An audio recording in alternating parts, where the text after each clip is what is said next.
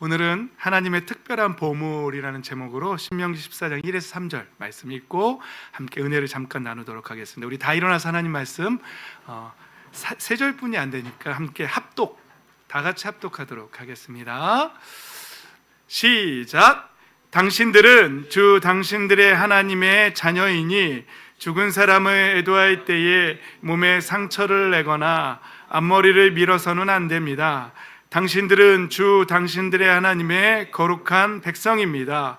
주님께서 땅 위에 있는 많은 백성 가운데서 당신들을 선택하여 자기의 귀중한 백성으로 삼으셨습니다. 당신들은 주님께서 부정하다고 하신 것은 어떤 것도 먹어서는 안 됩니다. 아멘. 하나님의 특별한 소유, 특별한 보물 된 성도 여러분, 그 축복 다 받아 누리는 저와 여러분 되시기를 예수님의 이름으로 축복합니다. 자리에 앉겠습니다. 네. 여러분, 우리가 결혼할 때나 이럴 때 보면은 사랑의 증표로 뭐 반지 같은 거 이런 거를 서로 뭐 이렇게 링이 이렇게 끊어지지 않고 계속 연결되어 있어서 영원한 사랑을 언약한다는 의미로 반지 같은 거를 하는 거거든요. 그 외의 선물은 난 잘 모르겠어요. 반지에는 하여튼 그 의미가 있어요. 끊어지지 않고 계속 영원한. 아주 우리가 우리 친구들도 나중에 귀한 사랑하는 사람이 생겨서 그런 특별한 보석을 서로 이렇게 서로 간직하기로 약속하면 그거 함부로 할 사람 없겠죠? 오늘 말씀은 신명기 말씀인데요. 신명기에서 여러분 성경에서는요, 하나님께서 우리를 특별한 소유라고 너희를 선택해서 내 소유로 삼았다라고 말하는 이 단어를 우리 오늘 이렇게 풀어볼 거예요. 그 단어의 뜻에 특별한 보석이라는 뜻이 있어요. 여러분, 신명기는 모세의 고별 설교라고 합니다. 모세의 입장에서는 이제 마지막 생을 마감하기 전에 거기 그 땅에 가나안 땅에 들어가면 이렇게 살아라 라고 이렇게 부탁하는, 절대로 이건 하면 안 되고 꼭 이렇게 해야 하고 이렇게 하면 너희 망하고 이렇게 해야 축복받는, 이런 이제 그런 설교를 하는 거예요. 하나님의 입장에서도 이제 모세를 통해서 가나안 땅에 들어가서 하나님의 백성들이 이렇게 살았으면 좋겠다, 이렇게 살지 말고 이렇게 살았으면 좋겠다라는 것을 이제 모세 선지자를 통해서 신신당부하고 있는 그런 말씀이지요. 그래서 오늘 우리는 이 말씀 속에서 하나님의 마음을 읽어내고 하나님의 뜻을 알고 뜻대로 살아감으로써 하나님의 기쁨이 되고 또 하나님께서 주시고 싶어하는 그 복을 다 받아 누려야 합니다. 그 복을 다 받아 누리는 저와 여러분 되시기를 예수님의 이름으로 축복합니다. 아멘. 자, 귀중한 백성, 특별한 보물. 여러분, 우리가 하나님의 거룩한 백성이라고 합니다. 우리가 하나님의 거룩한 백성인 이유는 세상의 많은 사람들 가운데서 하나님이 우리를 특별하게 선택하셨다라고 성경은 그렇게 말합니다. 그래서 하나님의 백성, 자기의 백성 이렇게 말합니다. 거기에 그 히브리어 뜻에 보면은요, 하나님의 뭐뭐이라는 뜻은요, 하나님께 속하다. 우리는 하나님께 속한 사람들이고 하나님을 향해서 살아가고 있는 사람들이다, 이런 뜻이 있어요. 무엇에 속한, 무엇을 향한, 이런 뜻이 있어요. 저와 여러분은 하나님께 속한 사람들이고 우리의 삶의 방향은 하나님을 향해서 하나님을 바라보고 살아가는 사람들인 줄 믿습니다. 아멘. 그래서 하나님이 선택한 백성이고 하나님의 거룩한 백성이라고 말하는데, 여기서 자기의 귀중한 백성으로 삼으셨다라는 단어, 귀중한 백성, 이게 개역개정은요 어떻게 해석하냐면 자기의 기업이다, 우리가 하나님의 기업이다라고 개역개정은 그렇게 해석했어요. 그런데 세번역은 귀중한 백성이라고 이제 번역한 거예요. 이 히브리어의 단어는요, 세굴라라는 단어예요. 이건 잊어버려도 돼요. 세굴라라는 단어인데 이게 무슨 뜻이냐면요, 소유다, 재산이다, 이런 뜻도 있고 특별한 소유다라는 의미도 있고 특별한 보물이다 이런 뜻도 있어요. 그래서요, 이 단어가 쓰인 성경 말씀을 찾아보면은요, 시편 135편 4절에 보면은요, 개역 개정은 이렇게 말해요. 여호와께서 자기를 위하여 야곱 곧 이스라엘을 자기의 특별한 소유로 택하셨음이로다. 이 특별한 소유, 여기에 그 세골라라는 단어가 쓰인 거예요. 근데 이걸 또 번역할 때는 새 번역은 주님께서는 야곱을 당신의 것으로 택하시며 이스라엘을 가장 소중한 보물로 택하셨다. 이 해석이 가능한 이유는 그 세골라라는 단어에 특별한 보물이라는 뜻이 있기 때문에 그렇게 해석이 가능한 거예요. 개역 개정에서는 특별한 소유라고 번역했고 새 번역에서는 소중한 보물이라고 해석한 거예요. 이 세골라라는 단어가 쓰인 또 다른 말씀을 또 찾아보면은요, 말라기서에도 있어요. 우리 한번 읽어볼까요? 저만 읽으면 재미없잖아요, 그죠? 16, 17, 18절 읽어볼까요? 시작! 그때 주님께서는 주님을 경외한 사람들이 서로 주고받는 말을 똑똑히 들으셨다. 그 가운데서도 주님을 경외하며 주님의 이름을 존중하는 사람들을 당신 앞에 있는 비망록에 기록하셨다. 나 만군의 주가 말한다. 내가 진영한 날에 그들은 나의 특별한 소유가 되며 사람이 효도하는 자식을 아끼듯이 내가 그들을 아끼겠다. 그때에 너희가 다시 의인과 악인을 분별하고 하나님을 섬기는 자와 섬기지 않는 자를 비로소 분별할 것이다 말합니다. 그래서 하나님께서 특별한 소유로 하나님을 존중히 여기는 사람들을 어느 하나님의 그 비망록, 요한계시록에는 생명책이라고 나와 있죠. 거기에 기록하시겠다라고 그렇게 나와요. 그래서 거기에 기록된 사람들은 뭐라고요? 특별한 소유, 특별한 보물, 이렇게 되는 거예요. 그 세골라라는 단어 계속 찾아볼게요. 출애굽기에도 이렇게 그 단어가 쓰였어요. 또 읽어볼까요? 시작!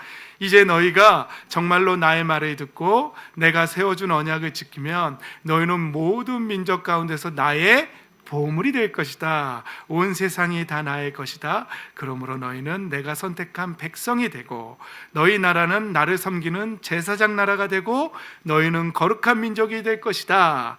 너는 이 말을 이스라엘 자손에게 일러 주어라. 아멘. 여기서 나의 보물이 될 것이다. 여기에도 어떤 단어가 쓰였다고요? 세골라라는 단어가 쓰였다는 것이죠. 여러분 70인역이라는 번역본 아시죠? 히브리어로 되어 있는 구약 성경을 70명의 유대인 학자들이 이제 헬라어로 번역한 거예요. 그러면은 히브리어 단어를 헬라어로 번역할 때 이 세굴라라는 단어도 번역해야 될 거 아니에요. 헬라어로. 그때 번역된 단어는 뭘까요? 세굴라가 헬라어로 번역될 때, 그 단어는 피리포이에시스. 잘 모르겠죠? 피리포이에시스라는 단어인데, 그게 베드로전서 2장 9절에 나와요. 한번 2장 9절 10절 읽어볼까요? 시작! 그러나 여러분은 택하심을 받은 족속이요 왕과 같은 제사장들이요 거룩한 민족이요 하나님의 소유가 된 백성입니다. 그래서 여러분을 어둠에서 불러내어 자기의 놀라운 빛 가운데로 인도하신 분의 업적을 여러분이 선포하는 것입니다. 여러분이 전에는 하나님의 백성이 아니었으나 지금은 하나님의 백성이요 전에는 자비를 입지 못한 사람이었으나 지금은 자비를 입은 사람입니다. 여기서 하나님의 소유가 된 백성입니다. 이 단어에 피리포이에시스가 쓰였어요. 이 단어가 세굴라를 헬라어로 번역하면 피리포이에시스예요. 그럼 이건 또 어떻게 번역할 수 있어요? 하나님의 특별한 보석이 된, 보물이 된 백성입니다. 이렇게 번역할 수 있다는 사실이지요. 그래서요, 사도 바울 선생님은 우리가 그런 하나님의 특별한 보물이 됐기 때문에 로마서 8장 이렇게 말씀하세요. 나는 확신합니다. 죽음도 삶도 천사들도 권세자들도 현재일도 장래일도 능력도 높음도 깊음도 그 밖에 어떤 피조물도 우리 주 예수 그리스도 안에 있는 하나님의 사랑에서 끊을 수 없습니다. 왜요? 우리는 어떤 존재이기 때문에? 하나님의 특별한 보물이기 때문에 그렇다는 것이죠. 그래서 저는 어떤 목사님이 예전에 그 다니엘 기도할 때 사랑하는 성도 여러분, 하나님의 그 왕관에 박혀 있는 보석 같은 여러분, 이렇게 말하는 분이 계셨어요. 이해했어요. 왜 그렇게 말하는지. 그 세굴라라는 단어 때문에 한 사람 한 사람을 하나님의 보석으로 보는 거예요. 우리 옆 사람을 한번 쳐다봐 주십시오. 외모를 보지 마시고 이 사람은요 하나님의 특별한 보석입니다. 특별한 보석. 뭐예요? 뭐 같아요? 어떤 사람은 다이아몬드 같고, 어떤 사람은 황금 같고, 어떤 사람은 사파이어, 블루 사파이어 갖고, 어떤 사람은 블러드 다이아몬드, 막 빨간 다이아몬드 갖고, 막 그러겠죠. 아직 우리 보석들이 자기가 보석인지를 몰라요. 그래서 맨날 코딱지 파고 막 아직은 막 그러고 있어요, 그렇죠? 그런데 이제 하나님께서는 이제 살아봐요. 우리 채환이, 채율이, 우리 찬유, 또 우리 동희, 다희, 또 그 외에 고학년들의 이름 안 부를게요. 잘 살아봐요. 우리 지우도. 하나님이요 이 보석을 그냥 두지 않으세요. 어떻게 하죠? 세공하세요. 더 예쁘게.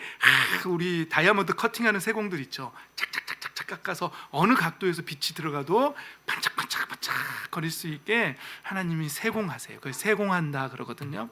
하나님은 보석을요 세공하세요. 그래서 신명기 8장에 보면은요, 여러분들 광야에서 머물게 하신 것은 당신들을 단련시키고 테스트하셔서 당신들이 하나님의 계명을 지키는 그 중심인지 아닌지를 아직 안 됐네? 그럼 광야 한 바퀴 더 또 중심을 딱 보고 이제 좀 다듬어졌구나. 그럼 그 다음 광야로 이렇게 하면서 이렇게 하시는 것이죠.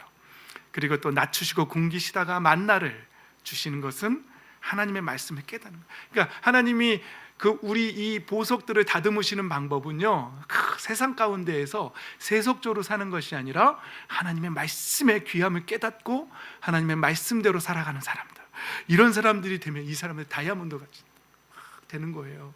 근데 아직 세상이 좋고 세상에 속해 있으면요, 아직은 자기가 보석인지 모르고 보석인데 보석을 아주 그냥 진창 속에 아직은 담겨 있어서 그거 이렇게 원석 찾아내듯이 막 이렇게 해가지고 찾아내야 될 사람들이죠. 그러나 보석은 보석입니다. 여러분, 제가 이제 여러분들을 볼 때 보석으로 보겠습니다. 좀 큰 보석, 좀 마른 보석, 아직 진창 속에 있는 보석, 세공 다듬어지고 있는 보석, 이렇게 보는 거죠. 마음속으로 나는 하나님의 특별한 보물이다 한번 다짐해 보세요. 아닌 것 같으세요? 자존감이 낮은 사람들은 막 칭찬해줘도 넌 보석이야 그래도 난 아니야 이러는데 하나님의 보석이라고 하는 것이죠. 여러분, 성경을요 잘 읽어보세요. 하나님이요 계속해서 이 말씀을 하세요. 이 세상 가운데서 타락해버린, 썩어버린 이 세상, 하나님 싫다고 떠나버린, 영적으로 죽어버리고 하나님과 단절되어 있는 사람들 가운데서 하나님이 하나님의 백성을 삼으시려고 하시고 선택하시고, 너는 내 것이다, 넌 내 소유다, 그것도 너는 나의 특별한 보석이다, 제발 내 말씀대로 살아다오 하는 말씀이 성경에 계속 나와 있어요. 근데 어떤 사람은 그 말씀에 감동해서 그랬구나, 난 하나님의 자녀였구나, 내가 모르고 세상에 갔었구나, 그리고 회개하고 돌아오는 사람이 있는가 하면, 어떤 사람은 제가 요즘 읽는 어떤 책에서 하나님을 믿지 않는 건 머리의 문제가 아니라 가슴의 문제라고 하거든요. 싫다는 거예요. 그게 난 싫어, 나 하나님이 싫어, 거부하는 거예요. 어떠한 증거가 나와도 싫다는 거예요, 하나님이. 그래서 아무리 하나님이 넌 내 것이고 내 소유고 내 보석이야, 네가 얼마나 나한테 귀한 존재인지 아니, 돌아와다오 막 해도 싫은 거예요. 감정이 싫어가지고 하나님을 거부하는 사람들이 있다는 것이죠. 여러분, 그 마음이 빨리 녹아내리고 하나님의 사랑을 깨닫고 예수님의 그 십자가의 사랑을 깨닫고 하나님께로 돌아오시기를 예수님의 이름으로 축복합니다. 아멘. 하나님의 보석들이 살아야 할 삶이 있습니다. 오늘 신명기, 하나님이 모세를 통해서, 모세의 고별 설교를 통해서 신신당부하시는 말씀, 당신들은 주님께서 미워하시는 것을 당신들도 미워하고 당신들의 삶 속에서 모두 없애야 합니다. 하나님의 보석된 여러분, 여러분의 삶 속에서 하나님이 미워하시는 것을 여러분들도 미워하시기 바랍니다. 그리고 그 삶을, 하나님이 미워하시는 것을 삶 속에서 모두 끊어내시기 바랍니다. 하나님의 보석들이 마땅히 살아야 할 삶입니다. 찾아내시고 제거하셔서 하나님의 기쁨이 되시기를 예수님의 이름으로 축복합니다. 아멘. 그렇습니다. 하나님이 당신들에게 원하시는 것, 하나님을 경외하며 그의 모든 길을 따르며 그를 사랑하며 마음을 다하고 정성을 다하여 주 당신들 하나님을 섬기며 하나님의 명령과 규례를 지키는 일이 아니겠습니까? 합니다. 하나님의 보석들이 살아야 할 삶, 하나님을 경외하고 하나님을 사랑하고 정성을 다해서 하나님을 섬기고, 하나님의 보석들이 비록 세상에서 살고 있지만 보석답게 사시기 바랍니다. 그리고 하나님의 명령과 규례를 잘 지키는 하나님의 보석들 되시기를 예수님의 이름으로 축복합니다. 아멘. 또 있어요. 하나님의 보석들이 살아야 할 삶은 하나님 말씀을 가까이 하고 하나님 말씀을 마음에 새기고 그리고 자식들한테 언제든지 가르치는 그런 삶을 사셔야 합니다. 하나님 그걸 원하십니다. 주의 보석된 여러분 꼭 그렇게 사시기 바랍니다. 자, 하나님의 보석들이 살아야 할 삶, 하나님의 보석들이 살아야 할 삶.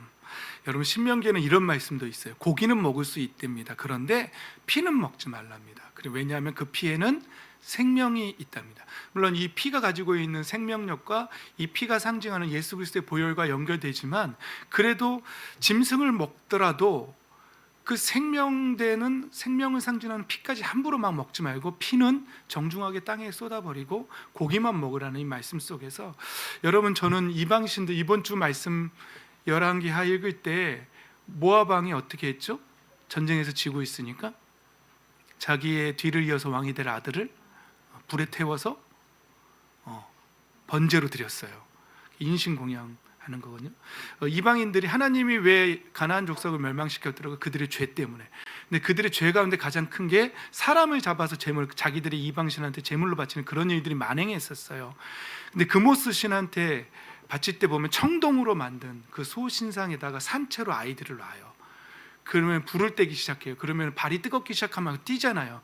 그러면 저 아이가 신과 하나 되어서 기뻐서 뛴다라고 그렇게 해석하고 막 이렇게 했다라고 그렇게 문헌에 나와 있어요. 산채로 달군 쇠 위에서 산 사람을 태웠다는 거예요. 그런데 그 문화와 하나님 나라의 문화를 한번 비교해 보세요. 하나님은 짐승 하나도 그 생명을 존중하라고 이런 말씀도 있어요. 새끼의 염소를 제 어미의 젖에 삶지 말라고. 굉장히 힘든 일이거든요. 새끼 염소를 어미의 젖에 삶는 거예요. 물론 이것도 이방의 그 제사 중에 이런 게 있었대요. 그래야 뭐 좀 더 신령하다 뭐 이런 게 있었대요. 물론 이 말씀은 그런 이방 제사 지내지 말라는 말도 있지만, 저는 이 말씀 속에서도요, 이런 상상했어요. 하나님의 나라는 어떤 곳일까? 하나님의 세계는 어떤 것일까? 동물, 짐승 하나의 생명도 존중하고 잡아먹으라고 잡아먹긴 하되 어쩔 수 없이, 물론 처음에는 짐승 잡아먹는 거 아니었어요. 성경에 보면 노아의 홍수 이후부터 하나님이 짐승 잡아먹는 거 허락하셨어요.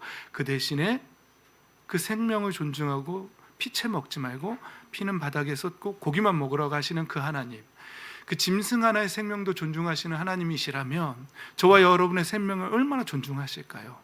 그래서 하나님의 나라는 어떤 곳일까? 이방인들이 이 사람을 제물로 바치는 그런 모습과 하나님의 세계는 어떤 곳일까? 이런 묵상을 해봤어요. 이번 주 중에 그 나라는 너무 귀한 것 같아요. 물론 그런 하나님의 생명을 존중하는 하나님께서 철저하게 그 민족을 멸절하고 그 짐승까지도 다 죽이라고 명령하실 때가 있어요. 그때는 언제죠? 그 민족이 너무나도 죄의 깊이 있을 때는 하나님의 헤렘 명령이라고 해서 완전히 멸절시키는 명령을 내리실 때도 있습니다. 그 말씀을 읽을 때는 내 삶 속에서 하나님이 미워하시는 모습을 완전히 멸절시킨다 이렇게 받으셔야 돼요. 그 다음 또 하나님의 보석들이 살아야 할 삶이 있습니다. 어제랑 묵상했던 꿈으로 점치는 자들 누구죠? 점쟁이들이에요. 하나님은요, 하나님의 보석들은요, 점쟁이들 그 땅에 가서요, 그런 자들 어떻게 해야 된다고요? 죽여야 한다고 합니다. 아예 뿌리째 뽑아야 된다고 합니다. 하나님 그거 너무 싫어하세요. 하나님 외에 다른 신을 섬기는 건 너무너무 싫어하십니다. 그런데 지금 우리가 사는 이 시대에 점쟁이들이라고 죽여버리면 안 되죠. 감옥 가죠. 그러면 안 돼요. 지금은 그러면 안 되고요. 우리는 어떻게 해야 될까요? 우리한테 말씀을 적용하면 전보로 다니면 안 됩니다. 그들에게 헌금 드리면 안 됩니다. 그들을 섬기면 안 됩니다. 절대로. 하나님은 그거 너무너무 싫어하십니다. 하나님의 보석된 여러분, 이방신과 신과 접촉하는 사람들과 가까이 하지 마십시오. 성경은 죽여야 한다고 하지만 우리는 지금의 헌법은 그럴 수 없으니까 지금은 철저하게 그들과 단절해야 한다는 것이죠. 또 하나님의 보석들이 살아야 할 삶, 오늘 읽었던 본문입니다. 죽은 사람을 애도할 때 몸에 상처를 내거나 앞머리를 밀어서는 안 됩니다. 이렇게 말합니다. 이게 마지막입니다. 여러분, 고대 근동의 풍습에는요, 사람이 죽었을 때 극도로 슬퍼하는 모습을 드러내면서 그러면서 그 자신의 머리를 다 밀어버리는 이런 행위들이 있었다고 합니다. 그런데 그렇게 함으로 죽은 자의 넋을 기려주고 명복을 빌고 그리고 죽음을 관장하는 신에게 나의 극도의 슬픔을 표현함으로 이 영혼을 좀 잘 보살펴 달라는 그런 의미의 장례 문화도 있었다고 합니다. 그래서 하나님이 그런 거 따라하지 말라고 말씀하시는 것이지요. 여러분, 그때 이 풍습은요, 어떤 의미가 있냐면요, 죽음의 세계, 죽음을 관장하는 신, 그리고 죽은 자의 영혼이 우리의 삶에 어떠한 관여가 있다, 연관이 있다, 이런 것을 믿는 신앙이에요. 이거 하나님이 철저하게 배격시키시는 거예요. 근데요, 사실은 우리가 가지고 있는 문화 속에서도 제사 문화가 있거든요. 근데 제사를 잘 지내는 분들을 보면은요, 어떤 믿음이 있냐면 내가 제사를 잘 지내면 우리의 조상신이 우리에게 복을 주고, 내가 이 제사를 소홀히 하면 조상신들이 노해서 우리에게 흉한 일을 일으키고, 무덤을 잘 못 쓰면 또 흉한 일이 생기고, 무덤을 잘 쓰면 그들의 귀신들이 우리에게 복을 줘서 자손 대대로 잘 되는 이런 풍수지리와 그런 제사 문화에 있는 죽은 자의 세계가 산 자의 삶에 영향을 미친다는 그런 신앙이 있어요. 단지 그냥 미푼 양속이고 조상들에게 인사하는 데에서 끝이지가 않아요. 제사에는 그런 게 있어요. 그런 심리가 있어요. 그런 그 사람들을 통해서 내가 복을 받기로는, 이런 거는요, 하나님의 창조의 질서를 완전히 무시하는 것이고, 생과 사와 화, 복을 주관하시는 하나님을 무시하고 하나님 외에 다른 것으로부터 내가 복을 받을 수도 있고 저주를 받을 수도 있다라고 믿는 믿음에 있는 거예요. 그래서 하나님은 이것을 철저하게 싫어하십니다. 그래서 오늘 본문 말씀은 하나님의 보석들은 이런 제사 문화나 장례 문화를 따라가서는 안 된다고 말씀하시는 겁니다. 그래서 예배하세요. 명절에 모여서 예배하고, 저희도 항상 예배하거든요. 예배하면서 저희 어머님 어떻게 사셨는지, 아버님이 어떻게 사셨는지 같이 나눠요. 그러면서 그렇게는 절대 살지 말자 이런 말도 있고, 그런 면은 참 좋았다 이런 면도 있어요. 그러면서 형제들이 모여서 같이 예배하고 그날을 기념해서 형제들이 함께 하나님 앞에 찬양하고 예배해. 얼마나 좋아요. 그런 거죠. 그리고 또 하나는 부정하다고 하신 것은 어떤 것도 먹어서는 안 된다라는 말씀이 또 있습니다. 이건 분별력이에요. 여러분, 이 다음의 말씀 제가 읽지 않았는데 오늘 큐티인데, 뭐 이렇게 쪽이 갈라지지 않거나 되새김질하지 못하거나 비늘이 없거나 그러면 그 말씀대로 하면 우리는 장어구이 같은 거 못 먹어요. 근데 우리 예수님을 통해서 구약에 있는 모든 의식들이 다 완성되어 버렸어요. 그래서 우리는 그 문자대로 지킬 필요는 없어요. 단지 그 말씀 속에서는 우리는 분별해야 돼요. 이게 어떤 건지. 그래서 하나님이 기뻐하는 음식이 있고 싫어하시는 음식도 있고, 하나님이 기뻐하시는 문화도 있고, 하나님이 싫어 덮쳐서 그냥 힘없이 속수무책으로 다 쓸려가잖아요. 그런 거 분별하지 못하면은요, 그냥 쓰나미처럼 이 세상 문화에 쓸려가게 되어 있어요. 그래서 하나님은요, 그렇게 말씀하시는 거예요. 여러분, 하나님의 사랑을 인간의 언어로 잘 표현하기가 힘들어서 가장 적절하게 표현한 이 단어면 이해할까 하고 말한 단어가 뭐라고 그랬죠? 질투라는 단어잖아요. 하나님 질투라는 단어. 하나님이 어떻게 우리를 사랑하시는지를 어떻게 하면 인간이 가지고 있는 언어로 우리를 이해시킬까 해서 하나님 질투하신다 너희 이렇게 표현한 거예요. 그러니까 그런 의미에서 신명기에 나와 있는 이 음식 먹지 말고 이건 먹어도 되고 이건 먹지 않아도 되고 이런 것들은 다 그런 차원에서 해석하셔야 돼요. 그래서 하나님이 그걸 통해서 우리에게 분별하기를 원하시는구나. 음식을 보면서도 하나님의 뜻을 생각하고 음식을 보면서도 하나님이 기뻐하실까 싫어하실까 이런 거 분별하는 모습들 삶 속에 있어야 한다는 것이지요. 그냥 문자적으로 비늘이 있고 없고 거기서 끝나는 건 아닙니다. 사랑하는 성도 여러분, 보석 같은 여러분, 하나님의 왕관에 박힌 보석 같은 여러분, 이제 말씀을 마무리하겠습니다. 하나님은 우리를 이 세상 가운데서 특별히 선택하셨습니다. 세굴라, 너희는 내 보석이야. 내 특별한 소유고 내 특별한 보석이야. 이렇게 말씀하십니다. 작은 보석, 큰 보석, 뚱뚱한 보석, 날씬한 보석, 아직 진창에 있는 보석, 발견되어져서 세공 가운데 있는 보석, 종류는 다양합니다. 그러나 기본적으로 하나님은 우리를 보석이라고 말씀하십니다. 너는 내 것이다라는 말씀 성경에서 읽으실 때 보석이라는 단어 항상 기억하시기 바랍니다. 내 소유다라고. 그런데 그 보석들이 어떻게 살기를 원하시는지 하나님이 원하시는 삶이 꼭 있다는 사실 명심하시기 바랍니다.